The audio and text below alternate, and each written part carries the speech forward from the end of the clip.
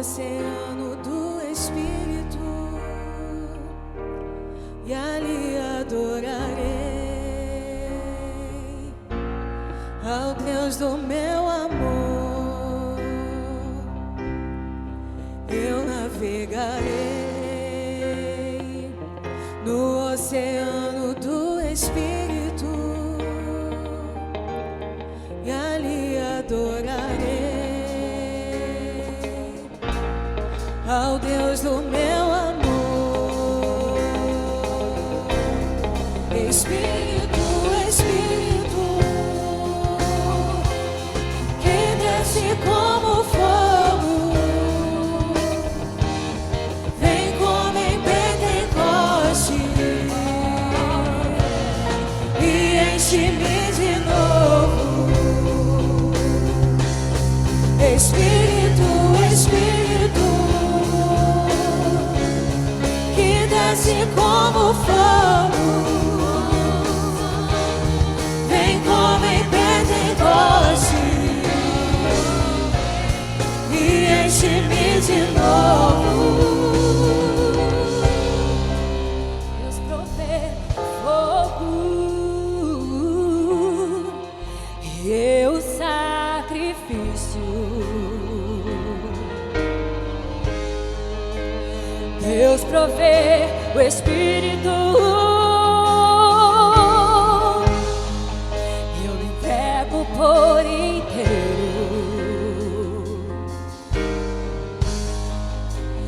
Deus provê o fogo, eu o sacrifício. Deus provê o Espírito,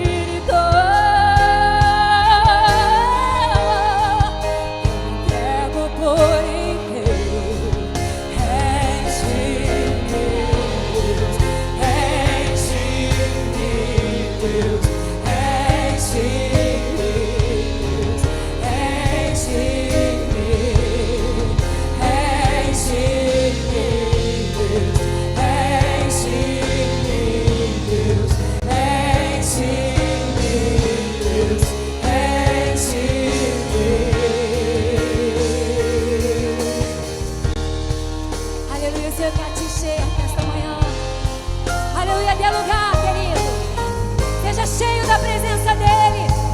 Aleluia, mergulhe nessa manhã.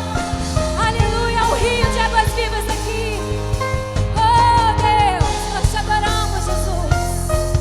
Santo, santo, santo é o Senhor. Aleluia.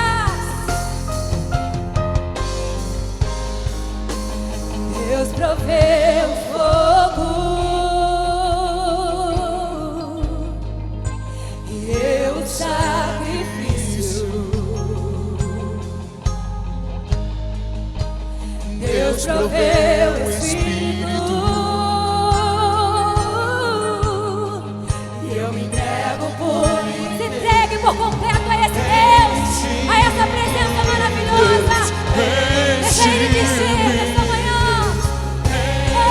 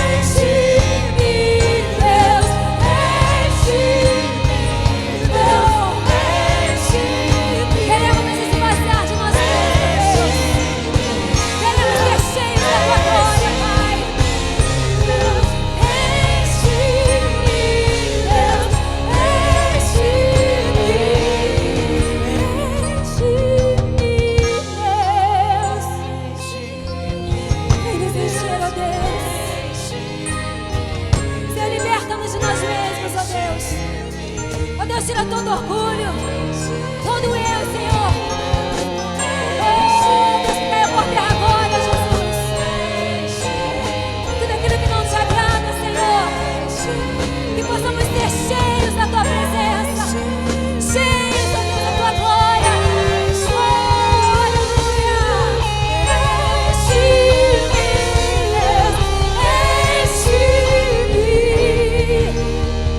Oh, aleluia. Santo, santo, santo é o Senhor. Tu és poderoso, Jesus. A tua presença é tudo que nós queremos, ó Pai. Queremos nos esvaziar de nós mesmos, Deus. Que haja apenas a tua glória, Deus. Oh, aleluia. Santo, santo, santo, santo é o Senhor. Enche-me até transbordar. Derrama a tua glória. Derrama a tua glória.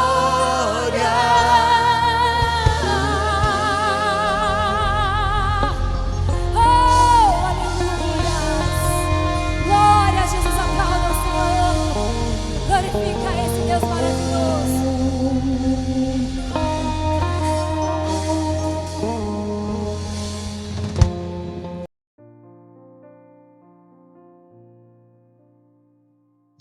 Boa noite, seja muito bem-vindo a mais um culto da vitória da Igreja Assembleia de Deus Ministério Kairos. Eu sou Avelino Ferreira, estarei com vocês durante esta noite. Vamos agora para o nosso momento de oração. Como de costume, vou pegar aqui a minha listinha de oração e, em especial, nessa listinha nós oraremos por famílias, por algumas famílias que assim pediram. Vamos orar pela família da Pitcha, pela família da nossa saudosa irmã Odaleia e também pela família da nossa irmã Thelminha. Vamos começar?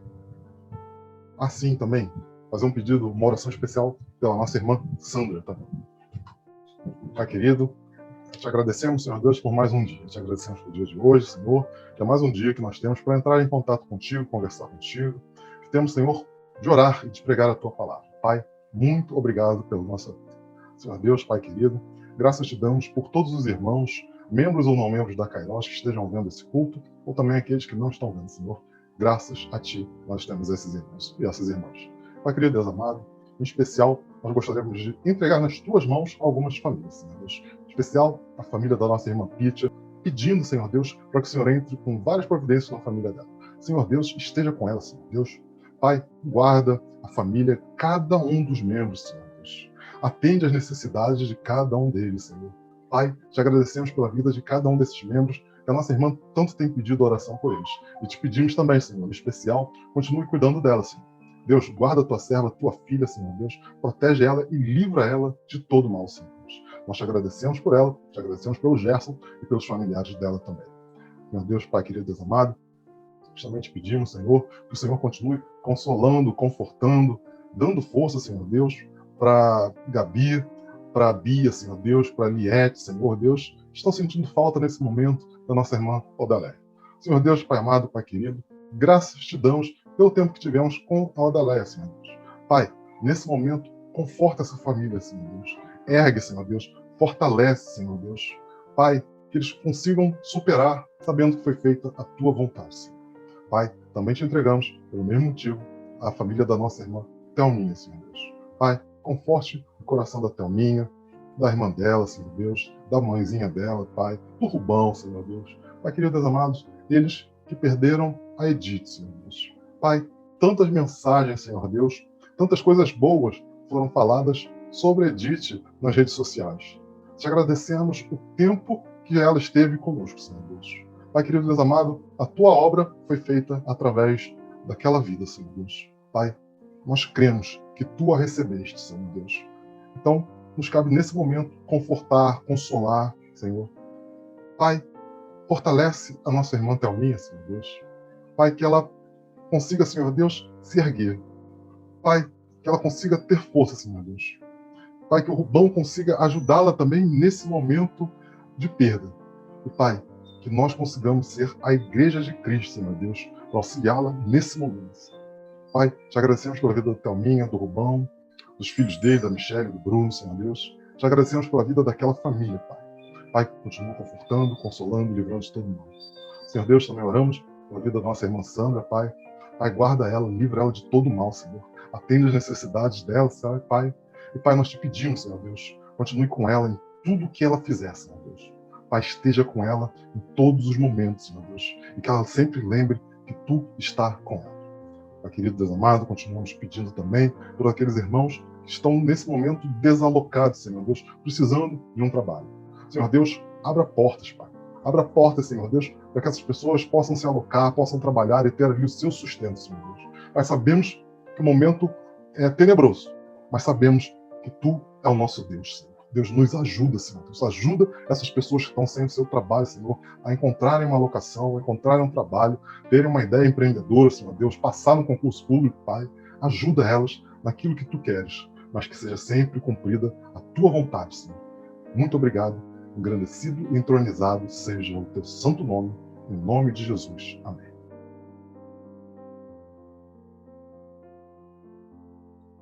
Alguns avisos, 3 avisos importantes. O primeiro, você já sabe, mas não custa lembrar, a nossa escola bíblica dominical está começando 9 horas da manhã. Então, se você quer ver a nossa EBD, tem que acordar um pouquinho mais cedo e estar lá às 9 horas da manhã, lá na rua São Francisco Xavier, número 94, Tijuca, Rio de Janeiro, RJ, Brasil. Não perca, nós estamos estudando a vida de Paulo e a lição do dia 10 será Saulo de Tarso, o perseguidor. É importante conhecer a vida desse importantíssimo apóstolo. Então, já este domingo, 9 horas, EBD, 10h30, o nosso culto da família. E também, domingo, dia 10 de outubro, você não pode perder se você se inscreveu lá no Dia da Criança. Nós faremos o Dia da Criança chamado Pare, Olhe e Siga a Jesus. O local será a quadra de futebol do Extra, fica na rua Conde de Bonfim, 186, o supermercado Extra. Você pode utilizar o estacionamento do Extra. Dia 10 de outubro, a partir das 14 horas. Ou seja, vai para a EBD, vai para o culto, almoça e depois vamos celebrar com as crianças. E, por último, mas não menos importante, no dia 16 de outubro, sem ser esse sábado, outro sábado, nós teremos o nosso Soma Meet. Você não pode perder esse importantíssimo encontro mensal da Juventude AD Caroz. Como sempre, louvor, adoração, testemunho, comunhão e palavra, que esse mês será dada pela nossa líder de jovens, Camila Andrade. É imperdível. Eu tenho ido e tenho sido extremamente abençoado por todos esses jovens. Vamos agora para o momento da palavra.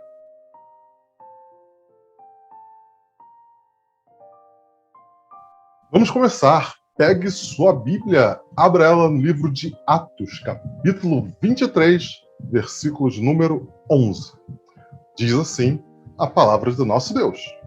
Na noite seguinte, o Senhor, pondo-se ao lado dele, disse: Coragem, pois do modo por que deste testemunho a meu respeito em Jerusalém, assim importa que também o faças em Roma. Fechando aqui. Para quem o Senhor falou isso? Para quem que ele falou? Olha, do testemunho que você deu aqui em Roma, aqui em Jerusalém, você também dará lá em Roma. Foi para o nosso apóstolo Paulo, o apóstolo dos gentios. E eu vou fazer aqui uma breve contextualização para a gente pegar um pouquinho da história de Paulo.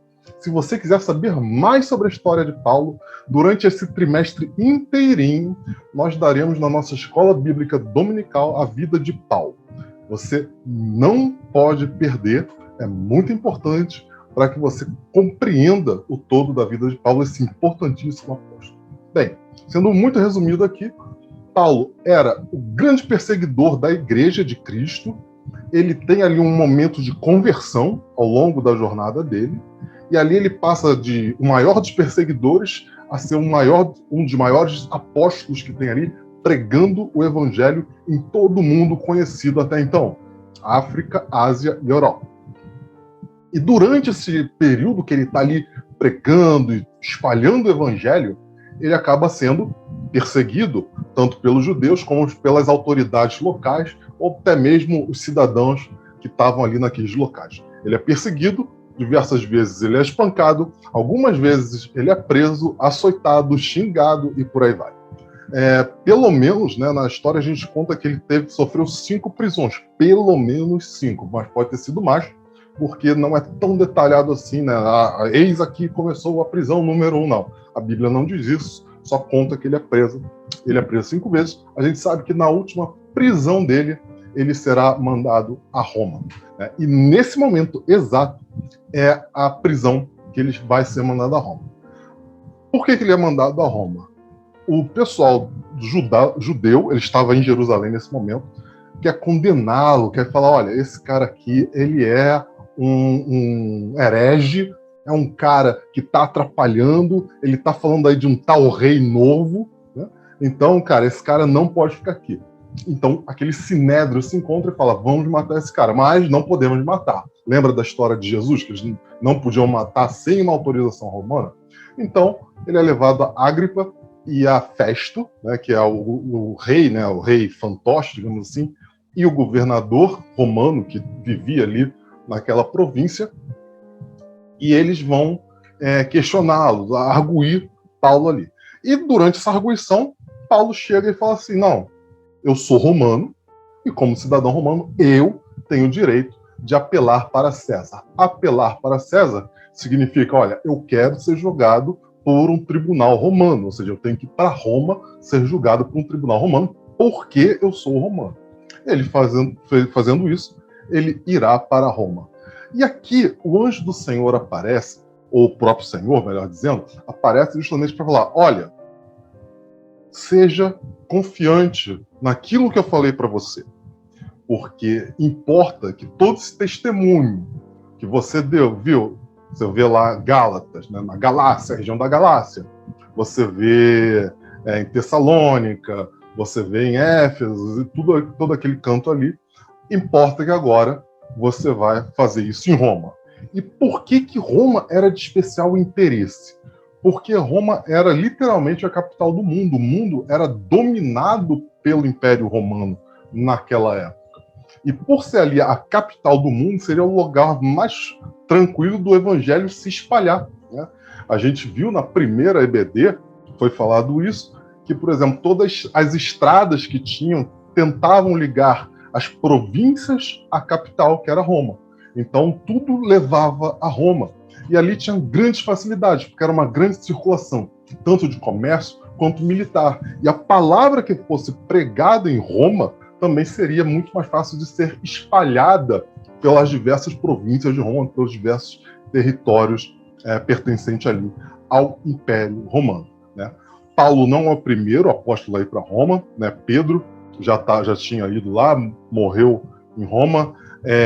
Provavelmente João Marcos também esteve lá, embora João Marcos não era apóstolo, mas era um discípulo de Jesus. Então Paulo, talvez por ele ter a facilidade da escrita, né? Afinal a maior parte das cartas apostólicas são dele, e ele vai para Roma justamente para ali pregar esse evangelho. Então aparece o Senhor para ele e fala, tenha coragem, a situação é ruim, o Senhor não engana ele disso, que vai melhorar, não, tenha coragem, porque o que importa é que o meu plano seja cumprido. Fechamos aqui uma grande introdução sobre o que nós lemos agora. Mas o objetivo deste culto em especial não é que a gente faça um estudo apenas sobre essa frase que foi feita, que foi ali o Espírito do Senhor falando com Paulo para ele ter coragem. Eu quero levar você a imaginar no período seu também de momentos difíceis, no seu período de momentos tenebrosos, no seu período de momento de tempestades. E eu quero fazer uma leitura expositiva, principalmente de Atos, no capítulo 27. A gente vai ver que, na sequência, quando Paulo é mandado para Roma, ele entra num barco e ali sofre uma grande calamidade que poderia tirar a vida de Paulo e daquelas pessoas que estavam no barco. E muitas das vezes nós estamos em barcos parecidos. Claro que não estou falando de um barco físico, de um barco que está dentro do mar, mas estou dizendo nesse grande oceano que é a nossa vida, e o nosso barquinho que está navegando. Muitas das vezes, nós também estaremos no meio da tempestade. E é importante que a gente tire algumas lições desse episódio em especial para termos coragem para enfrentar a tempestade nesse grande mar aberto que é a nossa vida. Continuando aqui a leitura bíblica, é importante que você tenha a sua Bíblia em mãos. Vamos ler agora, lá no capítulo 27, o que aconteceu, que tal tempestade é essa que eu falei. Capítulo 27, versículos 14 e 15.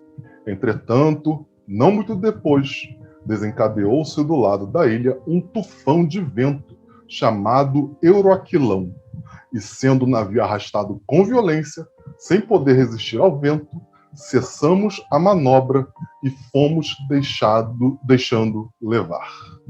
Aqui, só por curiosidade, o Euroaquilão, né? O que é aquilão? O aquilão é um vento forte, frio, literalmente um tufão vindo do norte. Euro, né, vem leste. Euro quer dizer leste. Então, Euroaquilão, um grande vento que vem do nordeste, né? Essa é a ideia do Euroaquilão. Um grande, tiraram ele ali de Creta, estavam jogando o barco para, lembra? Imagina mais ou menos, Creta, né, eles querem sair e subir. E o Euroaquilão está jogando eles justamente para África, para baixo. Então estão indo para o lugar que eles não gostariam de ir. E aquele vendaval começa e o barco começa a perder a direção, começa a perder a sua estabilidade, começa a perder literalmente o seu rumo. Eles começam a ficar desesperados porque eles não sabem aonde aquele barco vai parar. Até que ponto esse Euroaquilão, esse grande vento, esse grande tufão vai levá-los. E eu gosto de trazer isso para as nossas vidas também. Quantas das vezes nós estamos em tempestades extremas, onde Euroaquilão ou qualquer outro vento sopra na nossa vida de forma que a gente olha para um lado, olha para o outro e fala: meu Deus, acho que vou naufragar. É um momento que a gente tem que estar pronto para que isso aconteça. Os dias bons, todos eles pertencem ao Senhor, mas os dias maus também. Podemos estar vivendo um momento de bonança, mas temos que estar preparados para quando chegar o dia mau, e sim, ele chegará.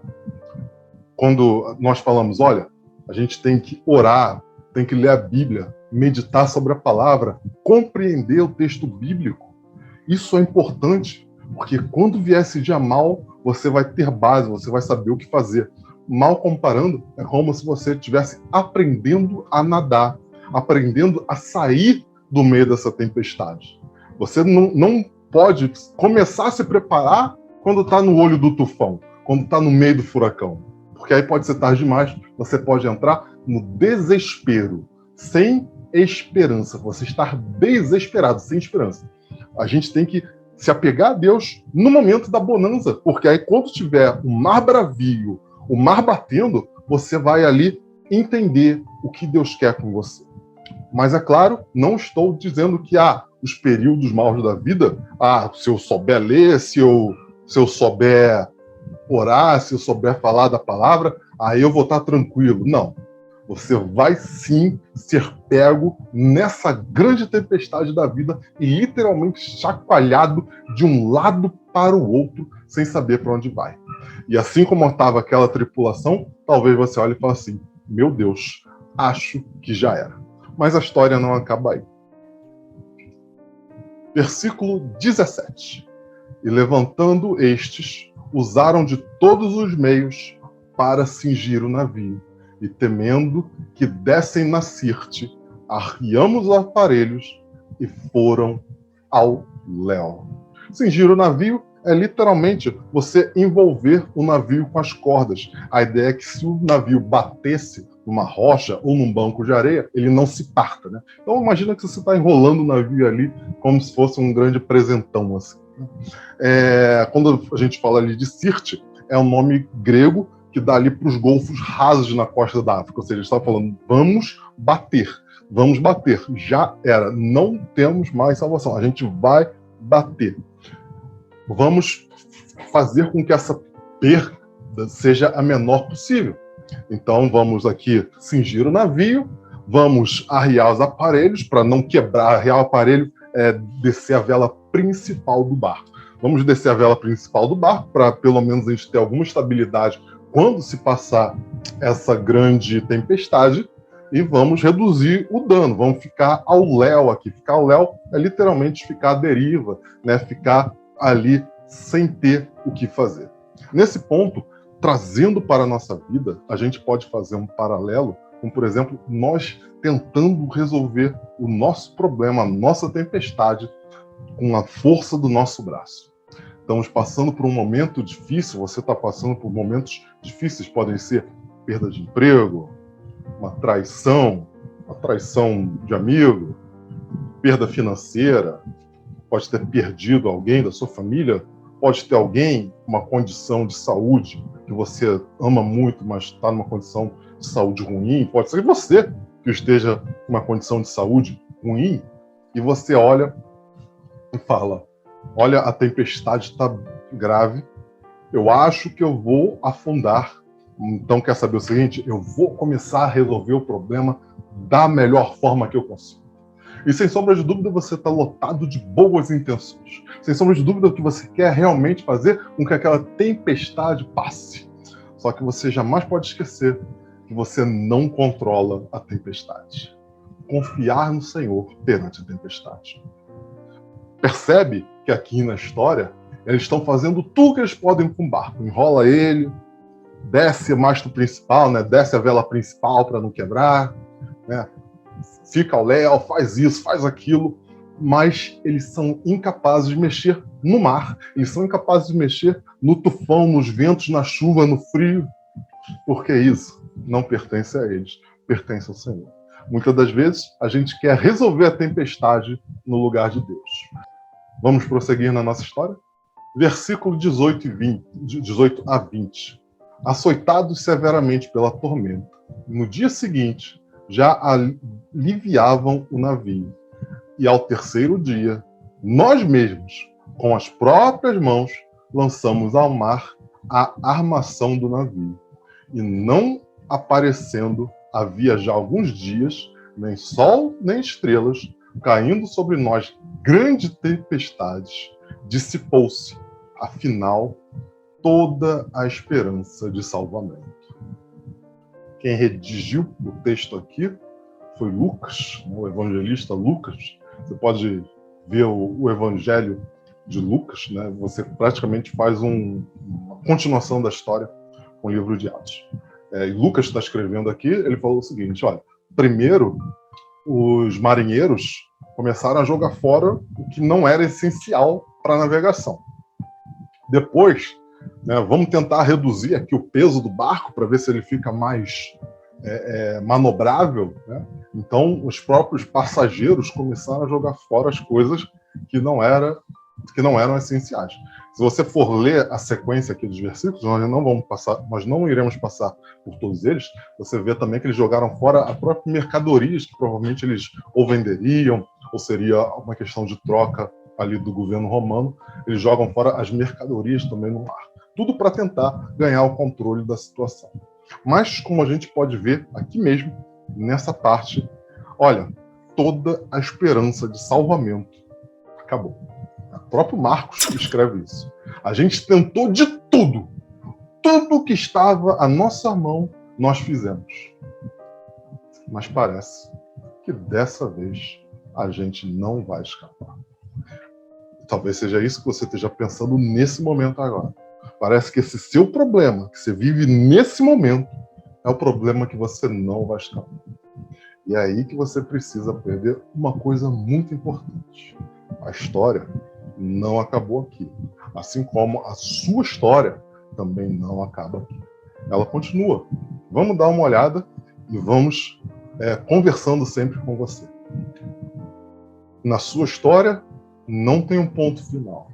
É apenas um ponto e vírgula. Ela vai continuar. Vamos lá. Versículo 21 a 24. Havendo todos estado muito tempo sem comer, todo mundo que estava ali envolto naquela confusão toda, Paulo, pondo-se de pé no meio deles, disse: Senhores, na verdade, era preciso terem me atendido a não partir de Creta, para evitar este dano e perda. Paulo havia avisado para não saírem, etc, etc. O pessoal ignorou lá, porque tinha um ventinho tranquilo, e deu no que deu. Mas já agora, vos aconselho bom ânimo, porque nenhuma vida se perderá dentre vós, mas somente o navio. Porque esta mesma noite um anjo de Deus, de quem eu sou e a quem sirvo, esteve comigo, dizendo: Paulo, não temas. É preciso que compareças perante César, e eis que Deus, por sua graça, te deu todos quantos navegam contigo. Olha que coisa interessante. Todo mundo já tinha literalmente jogado a toalha. Todo mundo já estava ali fazendo suas últimas preces, né? Se entregando ao seu Deus, dependendo dos deuses que estavam representados ali naquele barco. E Paulo olha e fala: pessoal, olha, eu acho que vocês estão há muito tempo sem comer.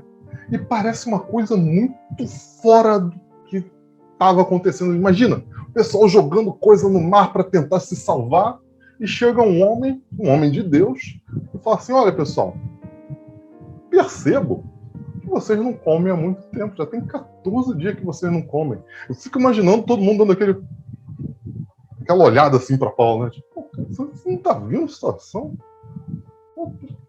Tudo aí é caindo, os pedaços, a chuva não para, o vento bate, a gente está indo bater nas pedras. Você está preocupado com comida, rapaz?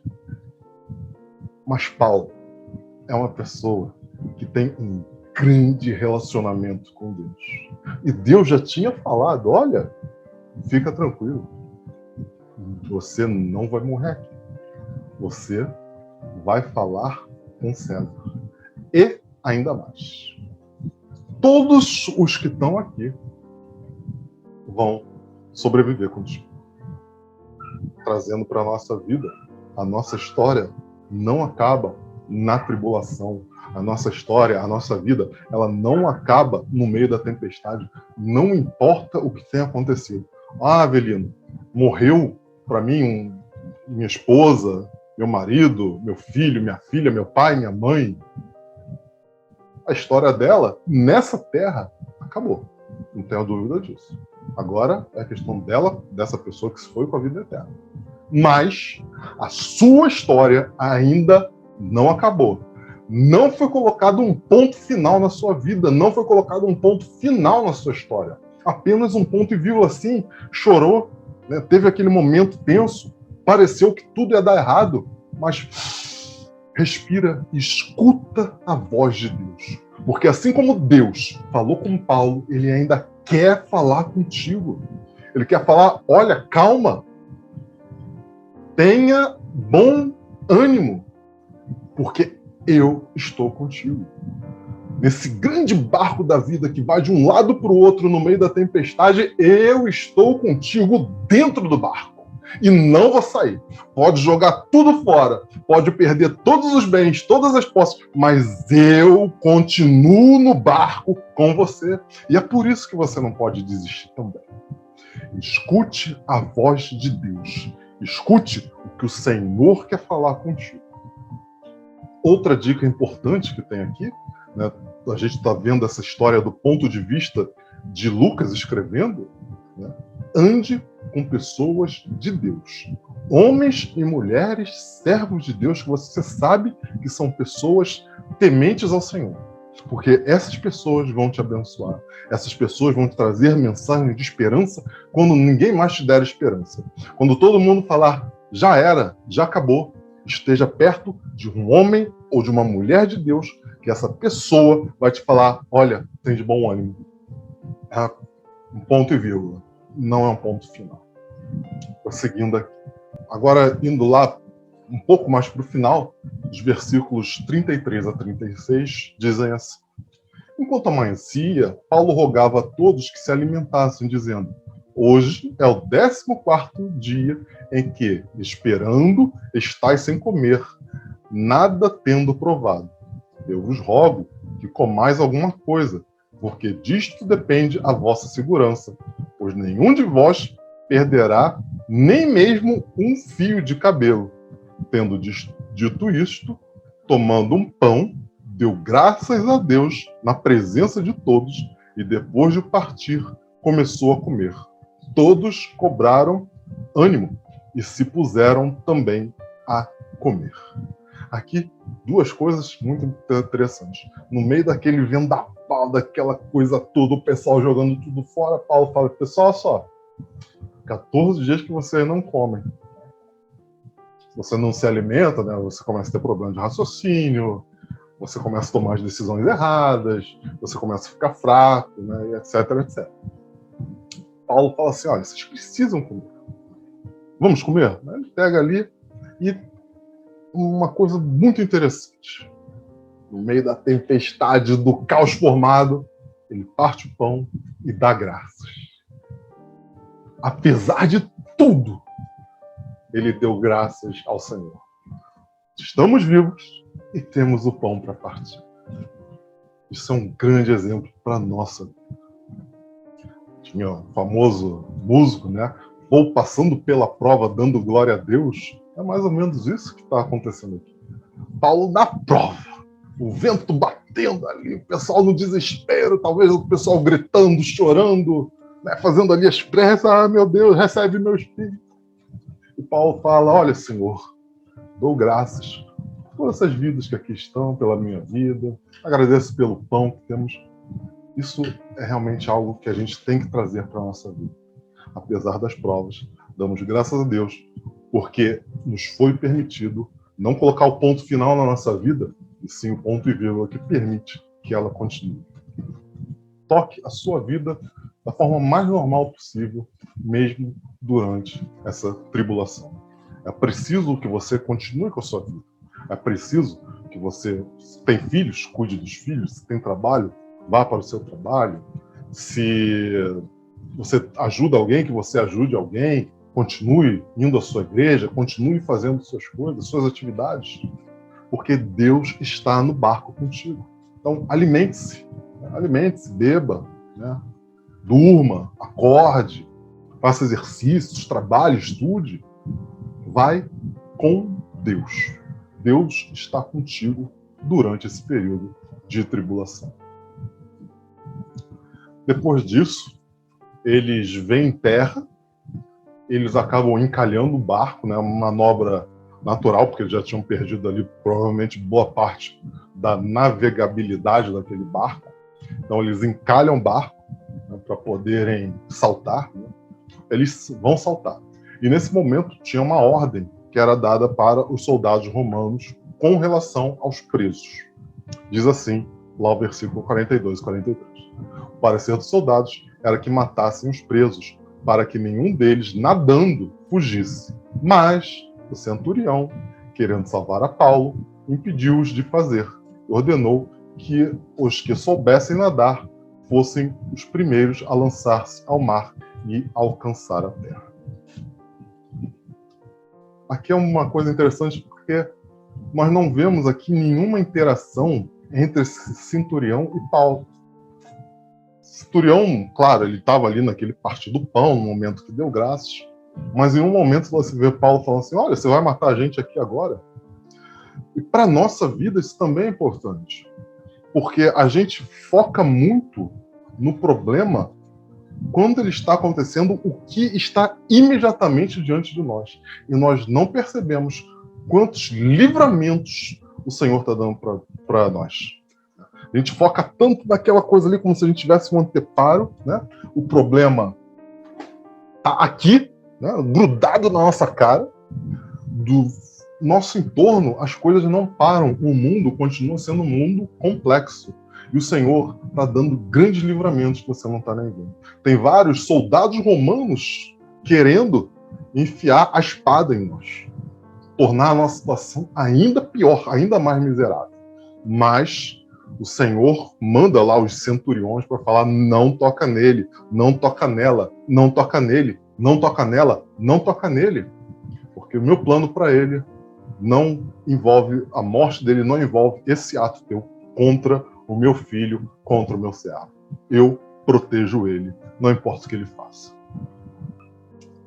no prosseguimento da história, né, quando a gente vai olhar o capítulo seguinte, nós vemos que Paulo conseguiu chegar à terra firme e foi ali salvo, e a história continua a desenrolar, que nós podemos ver em até outros cultos. Concluindo então a mensagem desta noite, é que sim, você pode estar na tormenta, passando um momento difícil, mas tenha calma, a sua história ainda não acabou. No seu barco está o nosso Senhor, o nosso Jesus Salvador, e no momento certo Ele agirá. Tenha tranquilidade, lembre-se, a sua vida ainda não tem um ponto final. Apenas um grande ponto e vírgula, e você continuará a sua história. Tenha apenas confiança naquele que está no barco contigo. Não desista. Fique com o Senhor. Dê as mãos para Ele e que Ele vai te ajudar e te salvar no momento certo. Vamos orar? Pai querido, Deus amado, graças te damos, Senhor Deus. Muito obrigado, Senhor Deus, porque Tu é um Deus que não nos abandona, Senhor. Apesar da tormenta, apesar do problema, apesar dos desafios, Senhor Deus, apesar das setas atiradas contra nós, vindas de Satanás, mesmo que utilizando pessoas, Senhor Deus. Tu está conosco, Senhor Deus. Os Teus planos não podem ser frustrados e nós confiamos nisso. Usa-nos, Senhor. Usa-nos como instrumento da Tua boa obra, Senhor Deus. Nos ajuda, Pai, a trilharmos, Senhor Deus. Nos faz enxergar, Senhor, que esse problema não é nada comparado à Tua grandeza, Senhor Deus. Pai, faz-nos entender que a nossa história ainda não chegou ao fim. Ainda temos muito o que viver, muito o que testemunhar, Senhor Deus. Muito aonde ir, muito o que pregar, Senhor Deus. Pai, te agradecemos pela nossa vida, Senhor Deus. Te agradecemos que Tu nos concedeu a vida, Senhor Deus. Te agradecemos por tudo que temos, por tudo que somos, porque sabemos, Senhor Deus, que tudo que temos, tudo que somos, vem de Ti, Senhor Deus. De Ti vem um dia bom, de Ti vem um dia mal também, Senhor Deus. E somos muito gratos. Pai, nós te pedimos, Senhor, apressa-te em nos socorrer. Pai, tira esse irmão, essa irmã dessa tribulação, Senhor Deus. Mas que, acima de tudo, que esse irmão, que essa irmã tenha plena consciência e convicção que Tu está com eles, aonde quer que eles estejam. Te agradecemos por tudo, Senhor Deus. Perdoa os nossos pecados. Essa é a nossa oração, certos da vitória. Em nome do Senhor Jesus. Amém e amém. Não se esqueça, acima de tudo, tenha coragem. Antes de me despedir de vocês, eu gostaria de deixar um salmo, trechos de um salmo, para que você reflita durante a semana sobre tudo isso que nós falamos. O salmo real, o salmo de número 2. Diz assim os trechos. Vou ler os versículos 1 a 2, do 7 e 8. O Senhor te responda no dia da tribulação.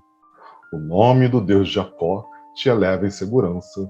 Do seu santuário te envie socorro e desde Sião te sustém. 7.